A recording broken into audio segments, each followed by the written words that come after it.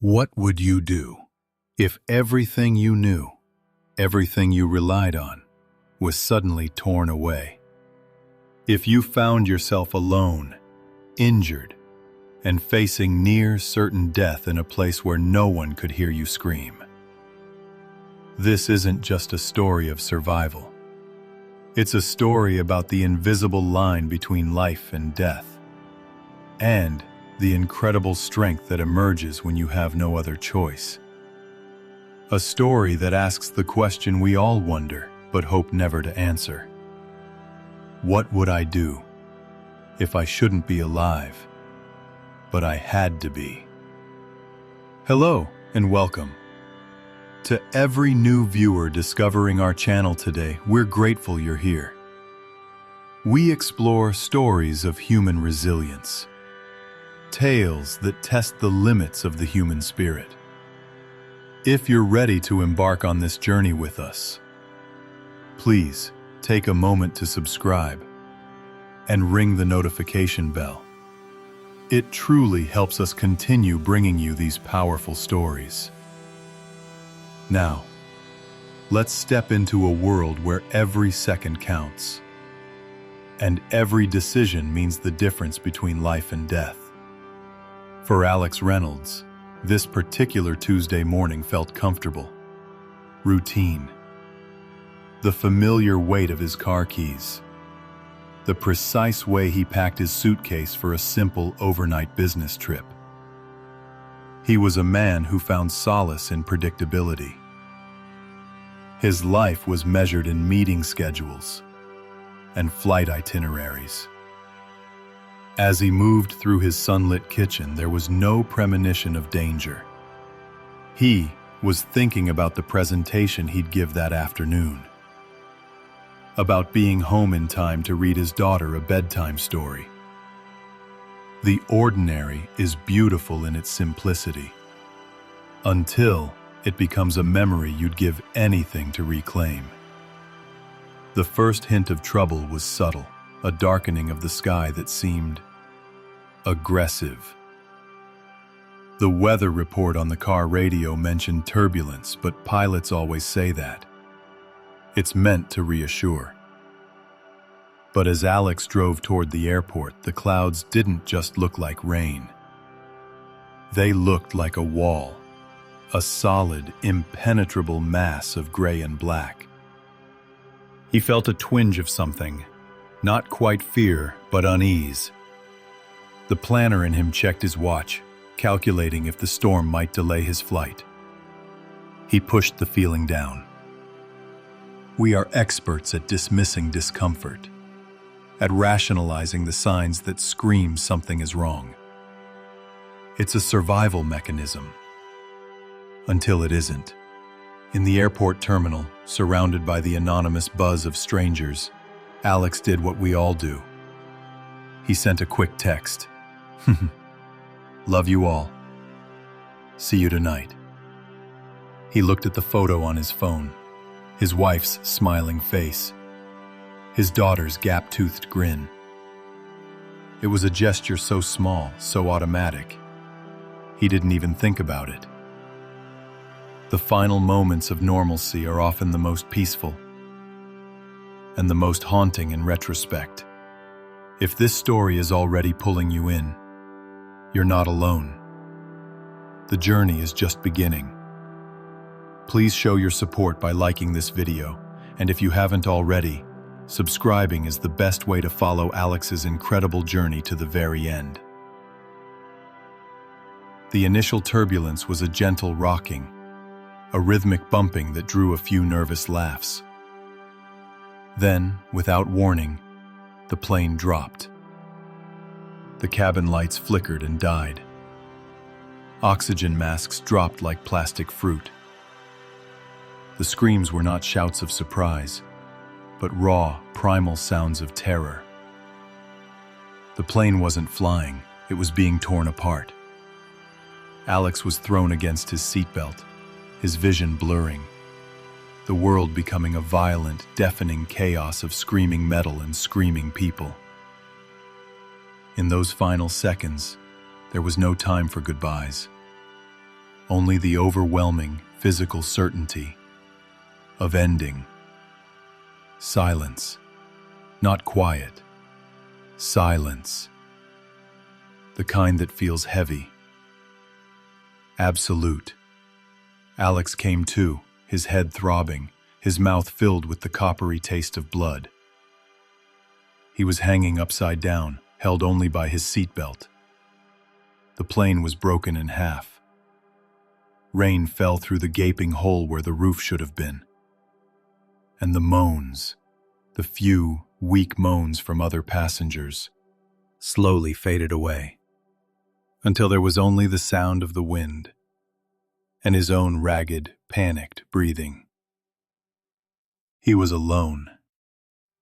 Utterly, terrifyingly alone. Adrenaline is a cruel master.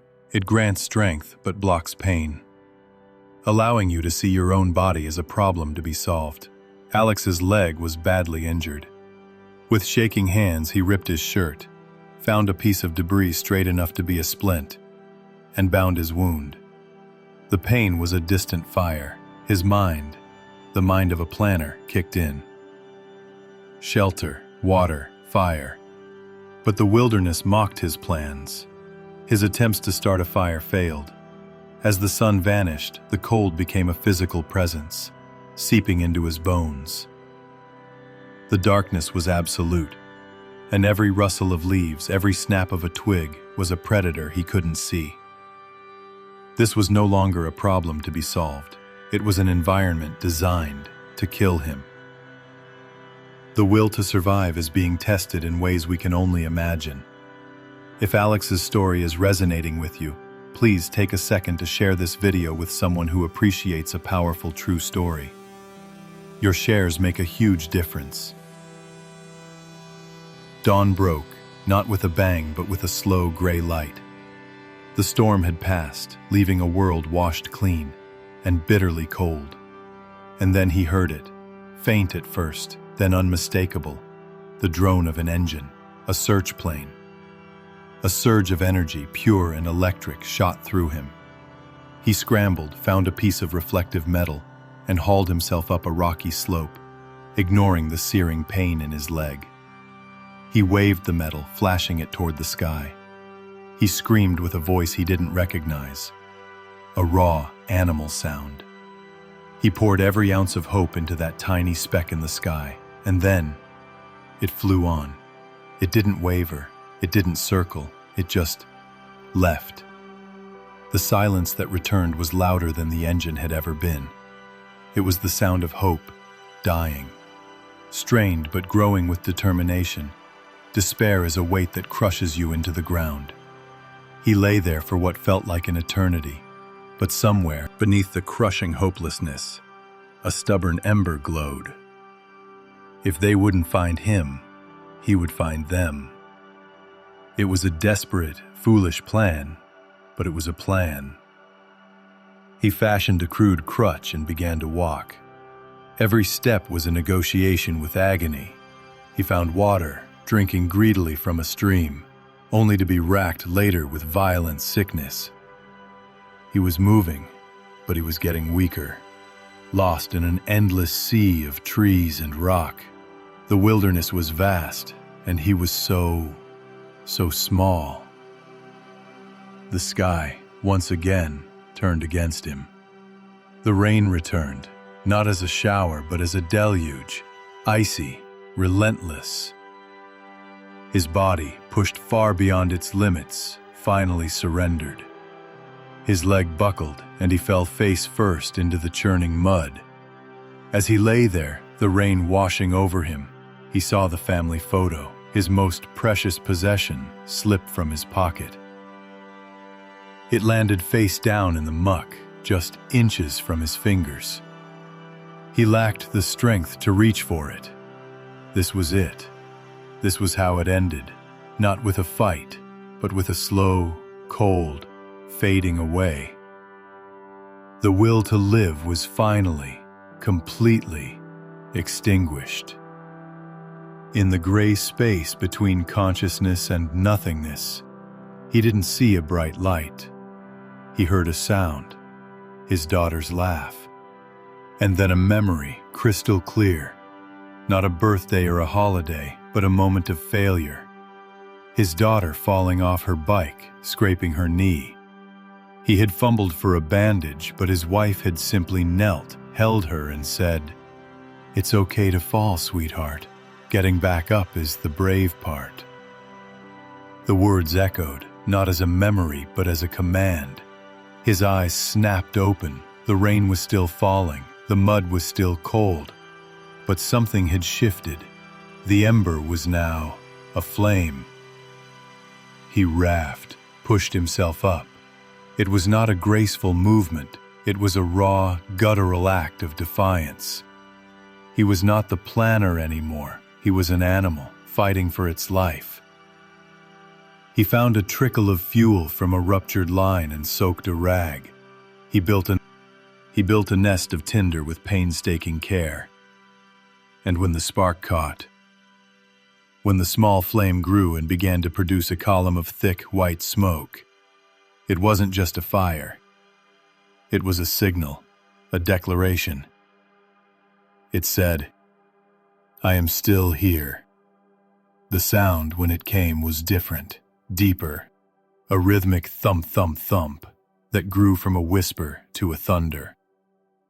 A red helicopter crested the mountain ridge. When the medics reached him, he didn't cry. He didn't cheer. He simply looked at them, a profound exhaustion and an even more profound peace in his eyes. The fight was over. He had kept his promise.